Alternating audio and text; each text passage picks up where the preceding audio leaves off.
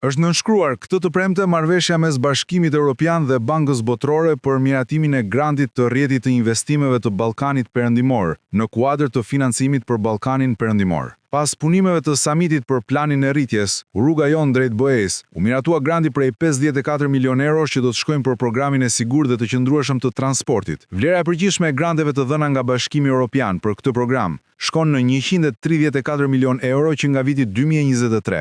Dhe jam faktikisht shumë e lumtur që mund të deklaroj miratimin më të fundit të BE-s, pra janë paratë të Bashkimit Evropian, janë paratë sapo dhëna një grant prej 54 milion eurosh që shkojnë për programin e sigurt të qëndrueshëm transportit që administrohet nga Banka Botërore. Kjo e sjell vlerën e përgjithshme të granteve të BE-s për transportin e sigurt të qëndrueshëm tek 134 milion euro që nga viti 2023.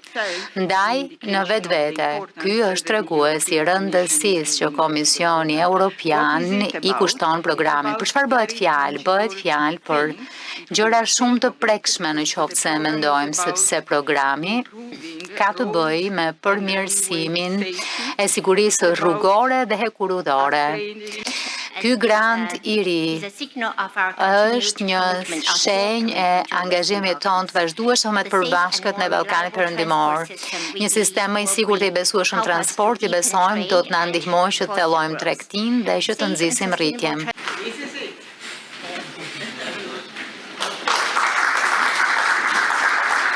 Rrjeti i investimeve të Ballkanit Perëndimor është një mekanizëm financimi i nisur në dhjetor 2009 nga Komisioni Evropian, së bashku me Bankën e Këshillit të Evropës për Zhvillim, Bankën Evropiane për Rindërtim dhe Zhvillim, Bankën Evropiane të Investimeve, donator bilateral dhe vendet përfituese të Ballkanit Perëndimor, me qëllim mbështetjen e projekteve strategjike investuese. Rrjeti i investimeve të Ballkanit Perëndimor kombinon grante, kredi dhe kontributet përfituesve për zhvillimin e infrastrukturës në sektoret e energjisë, mjedisit, transportit, digjital dhe shoqëror, si dhe për zhvillimin e sektorit privat.